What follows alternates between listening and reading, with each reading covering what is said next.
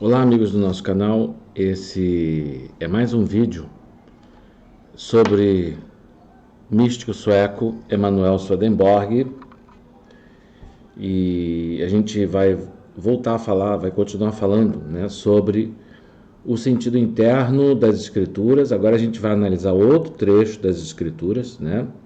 Então, só como palavras de pórtico, digamos assim. Swedenborg, como eu sempre digo e já vimos fazendo vários vídeos sobre ele, foi um místico sueco, um cientista, um revelador de uma doutrina espiritual que ele recebeu diretamente do Senhor. Então ele é um teólogo revelador que recebeu essa doutrina diretamente do Senhor Jesus. E ele esteve nos céus, conversou com os anjos, esteve nos infernos, né, viu como é que é o lado de lá, o mundo dos espíritos. E uma outra coisa também que ele nos legou é o sentido interno das escrituras. Então, aquilo que nós chamamos de Bíblia, para além do sentido da letra, tem um sentido interno, né? Um sentido interno espiritual. Então, tem o sentido da letra, que é natural, que é chamado por ele de sentido natural ou literal, e o sentido espiritual. Para além do sentido espiritual, nós temos o sentido celeste, que é o chamado o sentido supremo, né? E ao passo que o sentido espiritual é o representativo, né? E nós já vimos falando também que esse sentido espiritual ele tem como chave de compreensão a ciência das correspondências, né? Então, a ciência das correspondências é uma ciência que os antigos conheceram, que os anjos conhecem, né? Que é uma ciência segundo a qual todas as coisas da esfera natural ou da esfera material, elas são correspondências de forças, de entes, de coisas que são espirituais, que são, digamos, as forças raízes, né? que estão representadas nas coisas da esfera natural, né? Então isso era uma ciência conhecida dos antigos que, né, ainda não eram totalmente sensuais e apegados à materialidade e aos sentidos como o homem de hoje, ok, gente? Então, o texto que a gente vai analisar hoje é uma passagem do livro de Gênesis, né? Uma passagem do livro de Gênesis. Eu espero que a câmera, né, não esteja tapando aqui uma parte. Deixa eu diminuir o tamanho da câmera aqui para, né, não haver problema, né? Então, esse é o trecho que a gente vai estudar. Gênesis 3, versos, né, de 22 a 24. E esse texto fala o seguinte: então disse o Senhor Deus, vou abaixar aqui, descer um pouco aqui, né? Você podia ter feito isso. Então disse o Senhor Deus: eis que o homem é como um de nós, sabendo o bem e o mal. Ora, para que não estenda a sua mão e tome também da árvore da vida e coma e viva eternamente, o Senhor Deus, pois, o lançou fora do jardim do Éden para lavrar a terra de que fora tomado. E havendo lançado fora o homem, pôs querubins ao oriente do jardim do Éden e uma espada inflamada que andava ao redor para guardar o caminho da árvore da vida. Então, gente, esse é o trecho das Sagradas Escrituras que nós vamos tentar analisar hoje, né? Então, vocês devem saber que isso é um desafio, né, hercúleo, né? É difícil a gente entender muitas coisas que estão no sentido interno, né? Quer dizer, isso aqui versa sobre a queda do homem. Então, a gente vai ver o que Swedenborg tem a nos dizer, o que o sentido interno tem a nos dizer sobre a queda do homem. Porque nós temos uma visão sobre a queda espiritual da humanidade segundo a interpretação dos teólogos, e nós já vimos que essa interpretação é baseada nos preconceitos pessoais dos teólogos e também em suas limitações e na sua tendência sensual de se guiar pelos sentidos e pelos raciocínios derivados dos sentidos, né?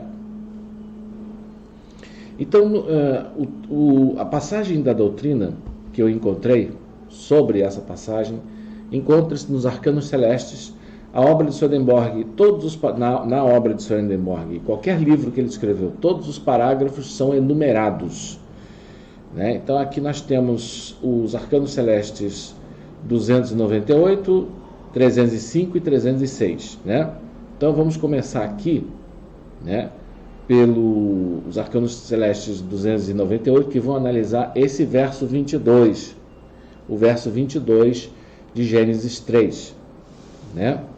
Então quando se fala, e Jeová Deus disse, eis que o homem se tornou como um de nós, conhecendo o bem e o mal, e agora para que não estenda a mão e tome também da árvore da vida, e coma e viva para a eternidade, e coma e viva para a eternidade, ponto, né? Então, gente, todas essas coisas que a gente está vendo aqui, né, a árvore da vida, né, o paraíso, o Éden, né, o jardim do Éden, no caso, né, e o próprio Adão e Eva, e a árvore, né, já falamos da árvore da vida, todas essas coisas são representativos, são coisas representativas. Os querubins que estavam ao oriente do jardim do Éden, a própria noção de oriente, todas essas coisas na ciência das correspondências representam realidades espirituais, né? Então, para que a gente entenda o sentido interno das escrituras, faz-se necessário que conheçamos, né, a ciência das correspondências. Mas só que esse trabalho já foi feito por Swedenborg, né, que recebeu diretamente do Senhor, porque o sentido, como nós já temos visto em outros vídeos, esse sentido interno das escrituras só pode ser conhecido, né, por meio de revelação, né, porque isso não é como o sentido alegórico das escrituras, né, porque muita gente pensa que o sentido interno é como o sentido alegórico, aquela coisa que havia entre os cristãos primitivos, da hermenêutica e da interpretação alegórica, moral, né, o sentido moral das escrituras, e não é, gente, é uma coisa diferente o que está sendo dito aqui, ok? Então, aquilo é mais, a gente poderia dizer que aquilo é mais um sentido, sentido eclesiástico, o uso eclesiástico das escrituras, mas não é isso que é o sentido interno. O sentido interno é uma coisa espiritual, só pode ser conhecida pelos anjos, né? Então, por exemplo, a igreja antiga, que é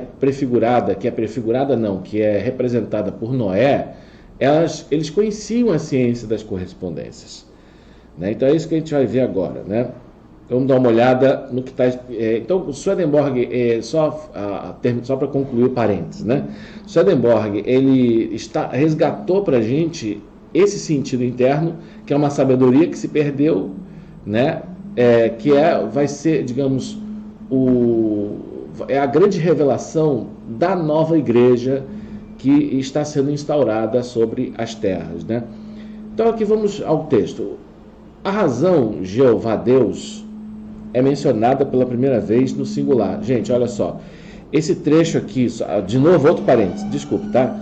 Mas é que isso aqui foi traduzido do inglês pela máquina, pelo Google, pela ferramenta de idiomas do Google, né? Não que eu tenha dificuldade de ler inglês, porque a obra de Swedenborg, ela não está ainda, os Arcanos Celestes, que é a obra onde nós estamos nos baseando, não está ainda integralmente traduzido para a língua portuguesa.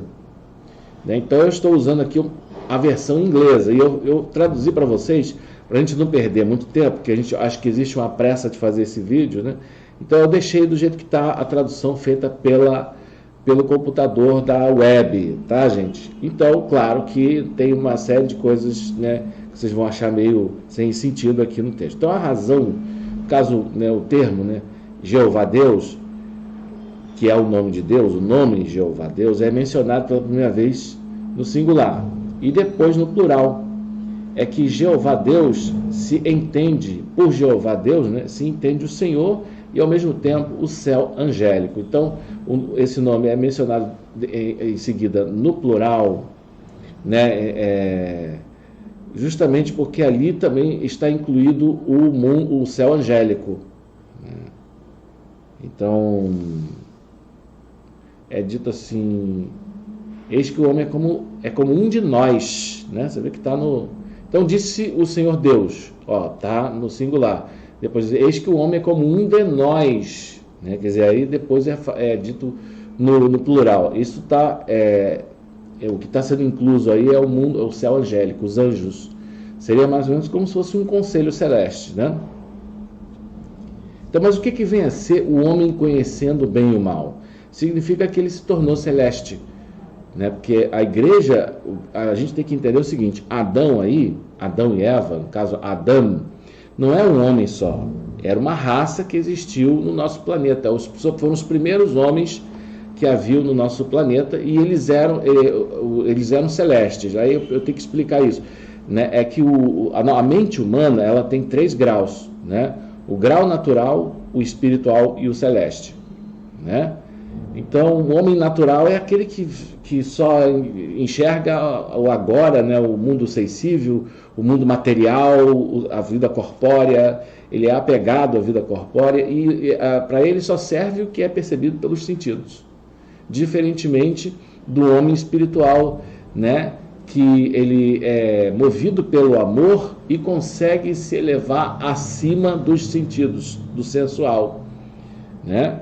Então, a mente humana ela tem 3 graus: o grau natural, o espiritual e o celeste, sendo que esses graus espiritual e celeste estão fechados no homem natural, né? Existe apenas impotência, de forma latente, digo, né? Então, e o homem ele pode vir a abrir esses graus e, portanto, alcançar, né, uma iluminação. Então, os antiquíssimos, quem eram os antiquíssimos? Esse Adão, né? Os adamitas são chamados adamitas, ou a igreja antiquíssima, né? Eles tinham o 3º grau da mente aberto, né? Então, eles eram celestes, eles enxergavam não apenas o mundo material, mas eles enxergavam também o mundo espiritual. E a ciência das correspondências para eles era uma coisa natural, era uma sabedoria que fluía naturalmente, porque a mente deles era celeste. E é isso que é entendido como o Jardim do Éden, é a mente do homem celeste, né? Então, o que quer dizer ser lançado fora do paraíso, né? A expulsão do homem do paraíso, né? Depois é que a gente vai ver, né? Então, conhecer o bem e o mal significa que ele era celeste, que ele era o homem celeste, que tem o 3º grau aberto. Ele tem um nível de sabedoria mais elevado que um homem ou que um anjo pode alcançar, né? Então ali é dito para que não estenda a mão sobre a árvore da vida, né? E tome também da árvore da vida, significa que ele não deve ser instruído nos mistérios da fé, né? Então é interessante que a árvore da vida aí, ela está significando os mistérios da fé. Mas a gente vai ver que a árvore da vida, ela significa o sentido interno das Escrituras, né? Isso mesmo, ela significa o sentido interno das Escrituras, né? Então, a árvore da vida, aqui cabe fazer um pequeno parênteses, né? Que esse símbolo, essa arquetipia, esse representativo, né, da ciência das correspondências, ele, às vezes, um mesmo representativo, ele tem vários graus, ele tem vários níveis de significação, né? Ela representa a nossa conexão com Deus, a nossa conjunção. É o homem que age e vive não por si mesmo, não confiando na força do seu braço. É como está escrito lá no livro de Ezequiel, né? Maldito o homem que confia no homem e faz da força do seu braço o seu Deus. Então, o homem, a árvore da vida aqui significa o homem que busca, por exemplo, a sabedoria não a partir do seu próprio intelecto, confiando na sua própria inteligência, mas dirigindo-se diretamente ao Senhor para receber dele a revelação, né? Então, a árvore da vida é um estado de inocência, em que a pessoa ela sabe que pelo seu ego ela nada sabe. É aquela história lá do Sócrates, eu só sei que nada sei. Né? Então, ao invés dele querer entender os enigmas de Deus, confiando no seu próprio intelecto, né, esse só sei que nada sei vai para além do de Sócrates. Né? Ele vai buscar de Deus diretamente a iluminação. Porque ele entende que toda divina verdade vem apenas do céu. Toda divina verdade vem do Senhor. O homem de si mesmo, né, quer dizer, a pessoa que está nessa sabedoria, né, ela sabe que de si mesmo só vem a falsidade. Do ego, do ego intelectual humano, só virá a falsidade, porque ele é apegado, né, aos raciocínios que são procedentes dos sensuais, né, dos raciocínios que se formam a partir dos sensuais, ou seja, da confiança cega nos sentidos, né, gente? Então, o homem natural, ele está nessa empáfia, nesse orgulho da própria inteligência, né? Isso, ao contrário, é a árvore da ciência do bem e do mal. É quando o homem tenta, né, entender as coisas pelos sentidos. A serpente representa o sensual e tudo. Mas a gente não vai analisar isso agora, senão é muita coisa. Né? Em outro vídeo eu vou falar com mais calma sobre isso, me deter mais, né?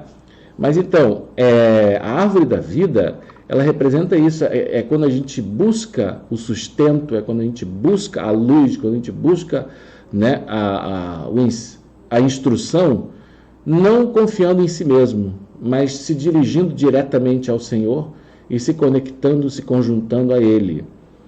Né? É como uma criança que confia no seu pai, né?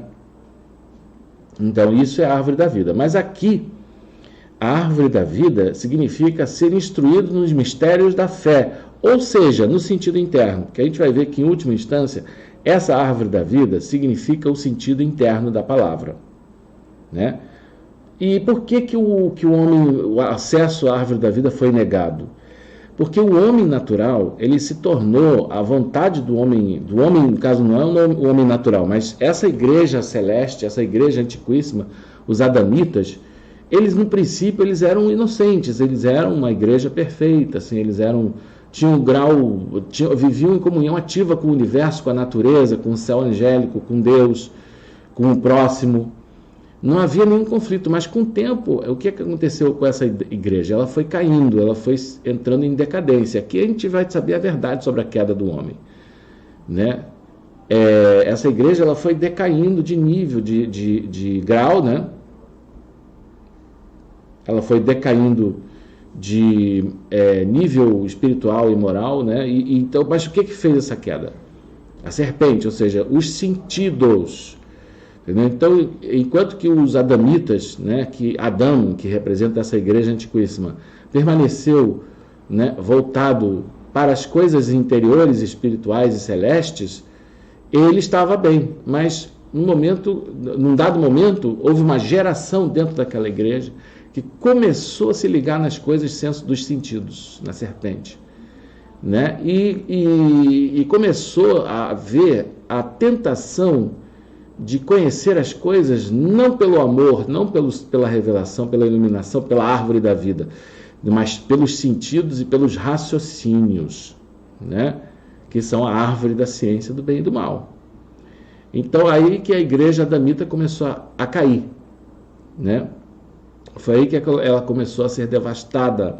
Foi aí que começou a surgir os falsos e os males. E nesse momento, o homem, né, da igreja antiquíssima, os adamitas, houve uma geração de adamitas que já não era mais fiel à verdade, não era mais tão...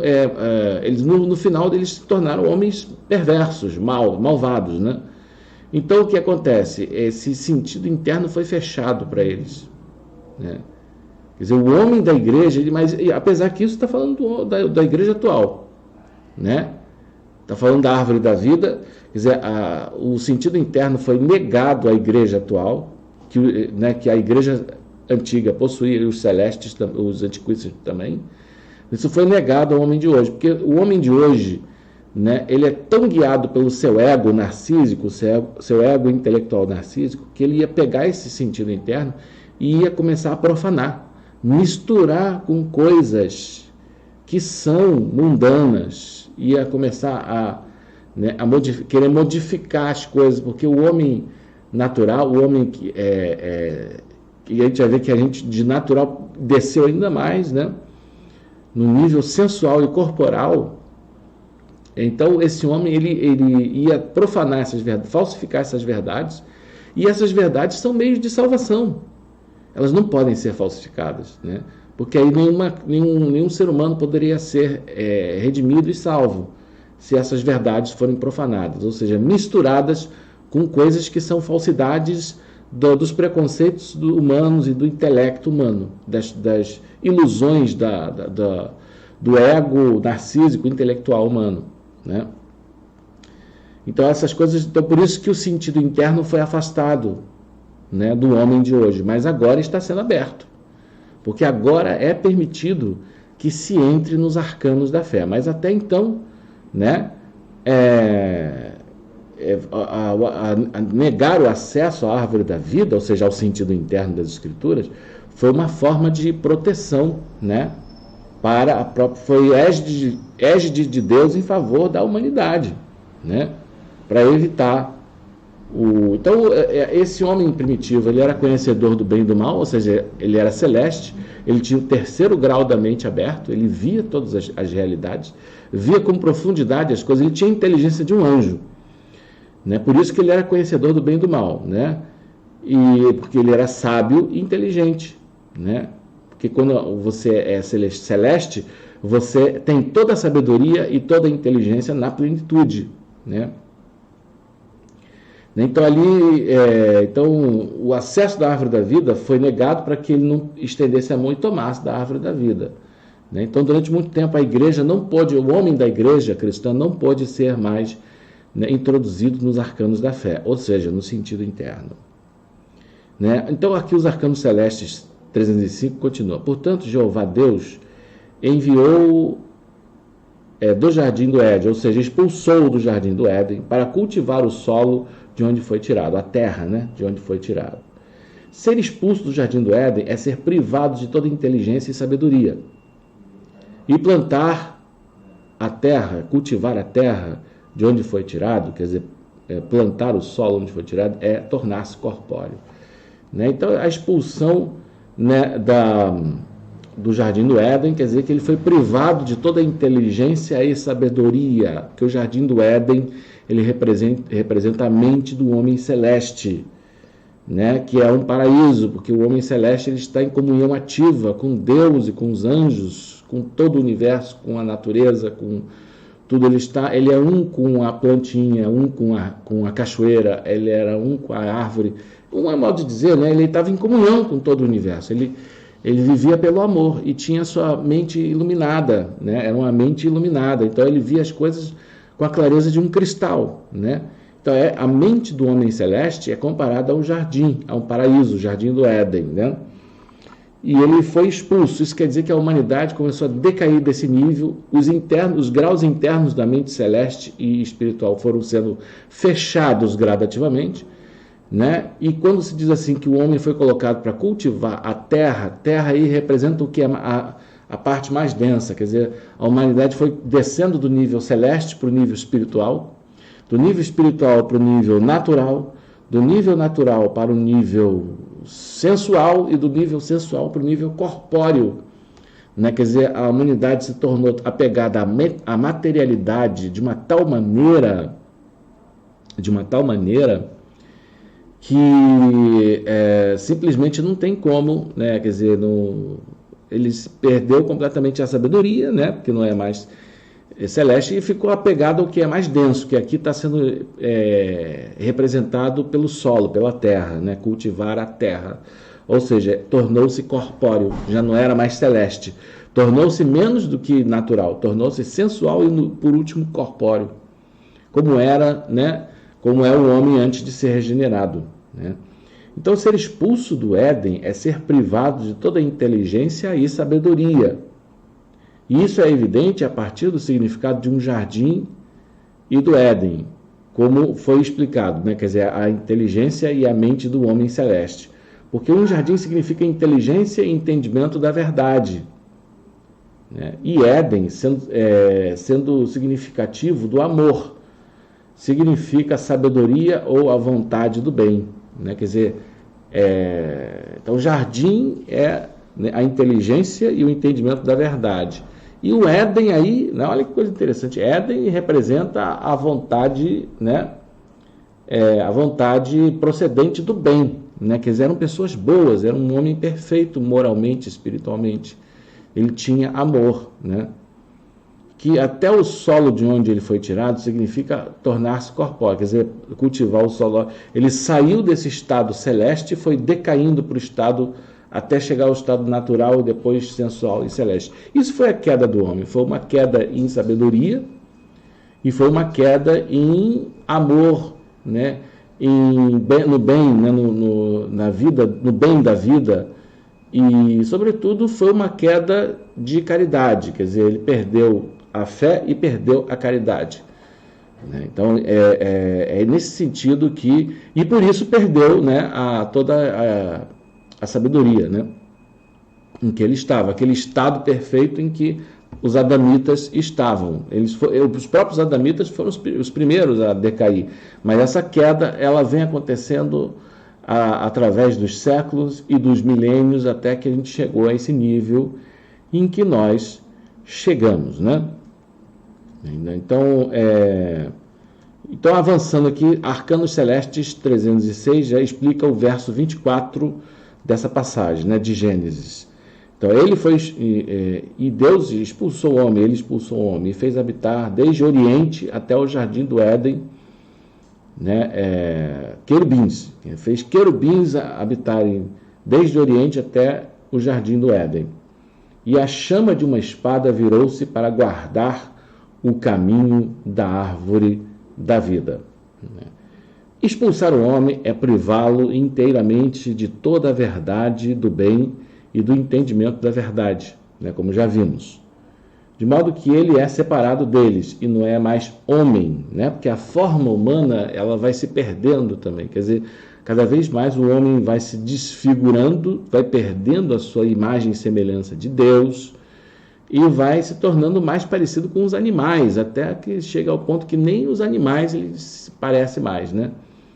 E até mesmo os animais não têm o nível de perversidade que tem muito ser humano, né? Isso é uma coisa que é fato, né? Quer dizer, a que nível de queda o homem decaiu, né? Por aí a gente pode ter uma ideia. Então basta olhar ao nosso redor, né? E ver como é que está o mundo, como é que ficou. Então expulsar já vimos o que é e portanto perdeu a sua imagem como homem, perdeu a sua forma humana. Por isso que se diz lá o anticristo, quando se fala que o anticristo é a besta, quando se fala da besta do Apocalipse, no grego besta e etéreon, quer dizer, o homem bestializado, o ser humano completamente animalizado, né? Perdeu a sua forma humana, né? Então aqui diz, continuando aqui, fazer querubins do Oriente para habitar é providenciar contra a sua entrada, digamos, fechar o caminho, né? Não permitir, né, colocar meios para que o homem não entre, né, no caminho da árvore da vida, né? Ou seja, contra a entrada a qualquer coisa secreta da fé. Nós já vimos que a própria Cabala judaica fala que existe um sentido sódio, um sentido secreto na Torá, né? Aquilo que os judeus chamam de Torá é isso que a gente está estudando aqui, né? E Swedenborg fala a mesma coisa. O sentido interno das escrituras ele era secreto, né, até um tempo atrás. É isso que significa, né, essa guarda da árvore da vida pelo querubim, né? O querubim ele representa o sentido literal, que encobre, que defende, que são as aparências do sentido da letra, né, que encobrem o sentido secreto da fé, né? Para o leste, em direção ao Jardim do Éden, é o celestial, né? Então, o leste, quer dizer, o sol nasce do leste, né, do oriente. O oriente é o celeste, portanto, né? É interessante que se diz que a luz vem do oriente, né? A sabedoria vem do oriente, né? O oriente, ele, na ciência das correspondências, ele representa aquilo que é celeste, né? Por oposição àquilo que é só espiritual ou meramente natural.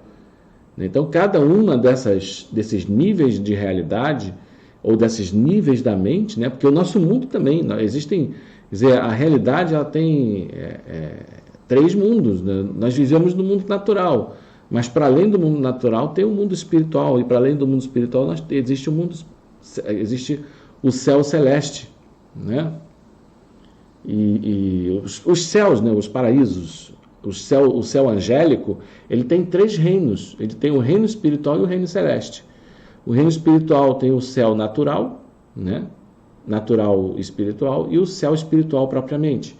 E o reino celeste é o céu celeste, né? Que é o chamado terceiro céu, né? Ali estão os anjos celestes. Esses anjos, eles têm o terceiro grau da mente aberto, né? Como os adamitas. A igreja antiquíssima, ela possuía o terceiro grau da mente aberto, né? Então fez querubins. O querubim, ele é aqui a gente pensa, querubim não é anjo aqui. Querubim é uma espécie de uma esfinge, né? Porque a esfinge é o enigma, né? É o decifra-me ou devora-te. Assim é o sentido da letra. O sentido da letra, ele é um mistério, ele é o enigma. Você lê a Bíblia, né? Você ouve as parábolas de Jesus, ele não explicou. Tem muita parábola, a parábola das 10 virgens não está explicada. Muita coisa que Jesus falou é misterioso, né? Então é por isso que o sentido da letra é representado aqui pela figura de uma esfinge, que é chamado querubim, né? Porque o sentido da letra, ele faz a guarda e encobre o sentido interno para que o homem natural, que a nossa raça degenerada, não tivesse acesso a esse sentido e o profanasse. E, portanto, o falsificasse, o adulterasse a tal ponto que ele já não tivesse mais nenhuma eficácia para reformar a mente do homem, né? Então, esse é o arcano que está sendo, né, que está sendo estudado aqui nessa passagem. Note que a gente está estudando 3 versículos da Bíblia, né? E mesmo isso que a gente está fazendo é uma abordagem muito ampassã, muito superficial, né? Imagina, os Arcanos Celestes, um livro muito extenso. Quer dizer, eu me propus a estudar um artigo, né, além desse, né, eu ia estudar esse artigo que eu escrevi aqui. Eu nem sei se vou passar por ele, que é tanta coisa para falar, né, que eu estou vendo que o vídeo já está ficando longo, né? Então, pelos querubins é significado a providência do Senhor em impedir que tal homem entrasse nas coisas secretas da fé, nos mistérios da fé.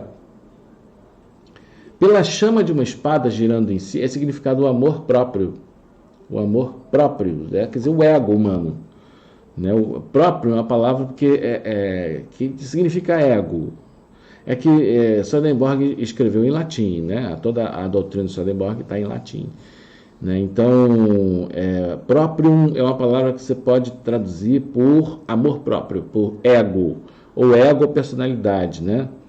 Então, ela girando para todos os lados, significa também que o sentido da letra, ele pode ser, né, virado para todos os lados, né? É interessante isso, né? E mesmo assim não há profanação, né? Porque, a menos que haja confirmação por raciocínios, né, das interpretações falsas. Mas Deus ordena as falsidades das interpretações da Bíblia junto com as verdades, de uma tal maneira que as falsidades não destruam os veros que estão no sentido da letra. Porque a única coisa que sobrou para a igreja é o sentido literal, ou o sentido natural da palavra, né? E esse sentido literal, ele já tem eficácia para reformar o homem, né? Pelo menos ser o pontapé inicial, a ignição. Mas a gente vai ver que o sentido interno, que é significado pela árvore da vida, ele é uma espécie de elixir, ele é uma espécie de elixir de vida. Ele é que vivifica o homem.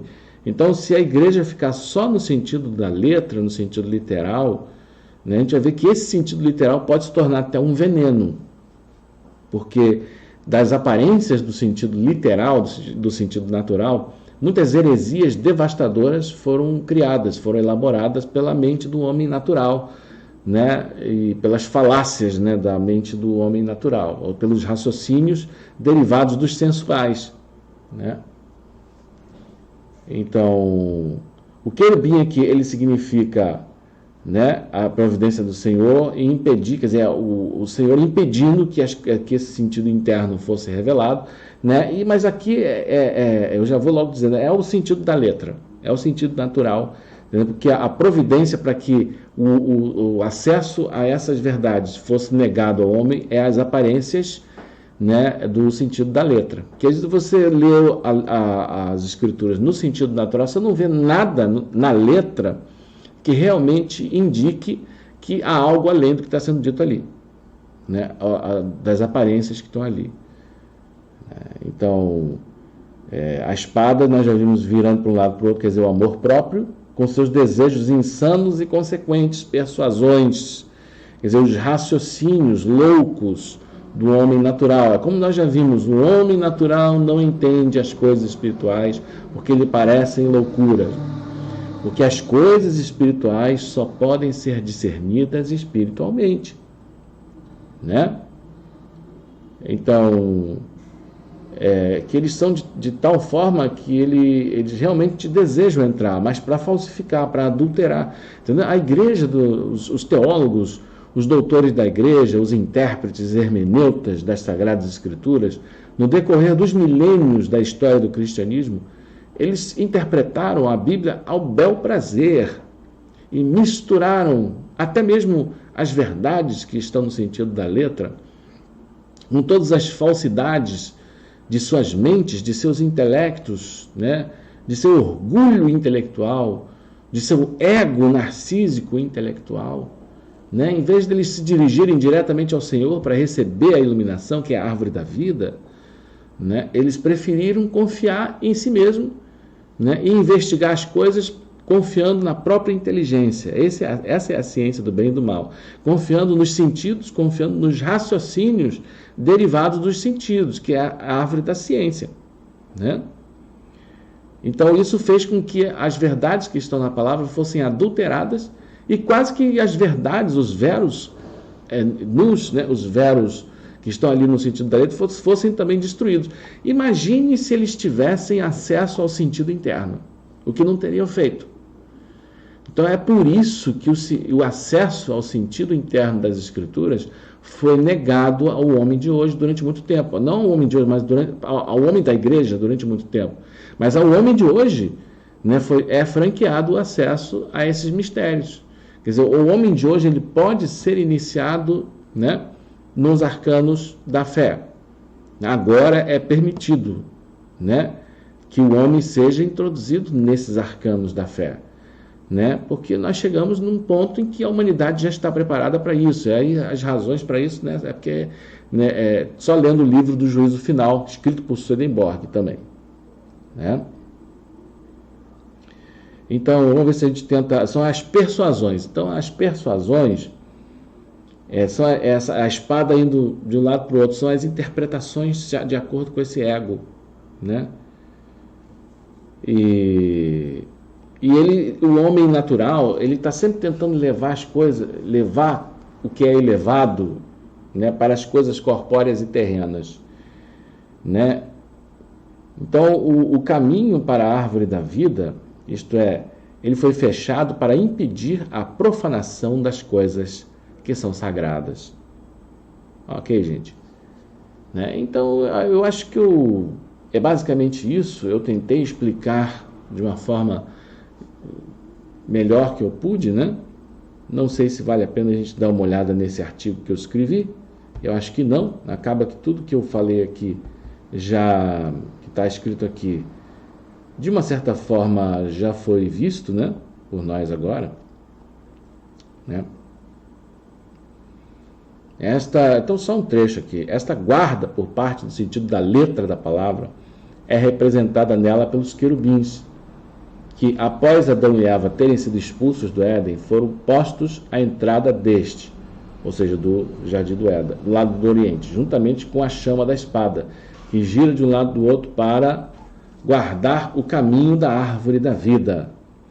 Pelos querubins, com efeito, é entendida a guarda. Pelo caminho da árvore da vida, a entrada para o Senhor através dos veros do sentido espiritual da palavra.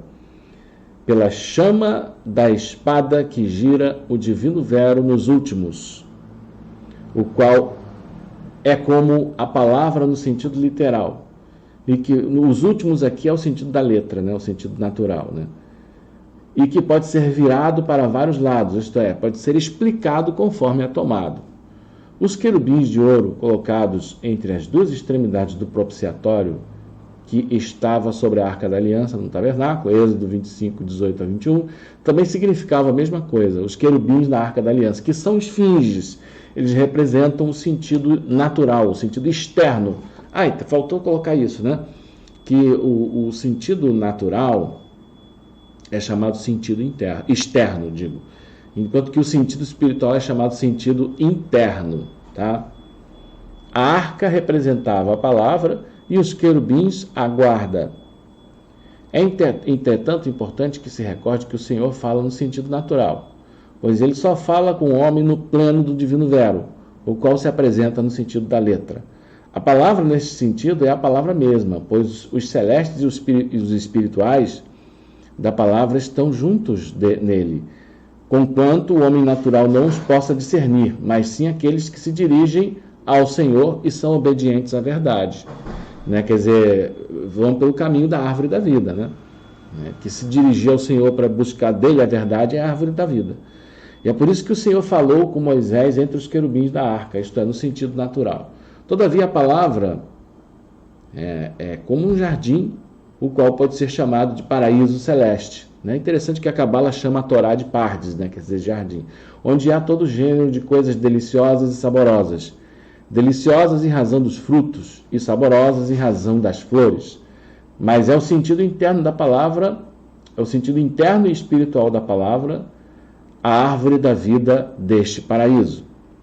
A cegueira do homem natural para algo além do que o sentido da letra na palavra tem sido a causa do surgimento de heresias de todos os tipos. A palavra não pode ser compreendida sem a doutrina, pois é a doutrina o archote que ilumina os veros reais, a fim de que sejam vistos. Tal é a palavra, né? Tal é assim porque a palavra é composta de puras correspondências, a ciência das correspondências. E mesmo as coisas nela são aparências do vero e não os veros mesmos. Tal fato também explica por que foi necessário que Deus revelasse o sentido interno da palavra ao homem, pois sem a doutrina contida nos escritos da nova igreja, né, que vem pela revelação de Swedenborg, quer dizer, que é instaurada a partir dos escritos da doutrina que foi revelada pela instrumentalidade de Emanuel Swedenborg, jamais os internos e os íntimos da palavra poderiam ter sido compreendidos pelo homem natural, e a lâmpada da verdade teria se apagado no mundo. Né? Muitas coisas na palavra foram escritas de acordo com a concepção do homem natural, de tal forma que os simples podem compreendê-la com simplicidade, os inteligentes com inteligência e os sábios com sabedoria. E é neste sentido que a chama da espada ao oriente do Éden, junto à árvore da vida, se virava para todas as direções. Portanto, o homem simples da igreja não peca em tomar as aparências como veros reais. O perigo reside em se confirmar as aparências tomadas como veros, pois é daí que surgem as heresias. Quando as aparências são tomadas como veros nus, tornam-se ilusões devastadoras. Os falsos confirmados permanecem e não podem ser extirpados.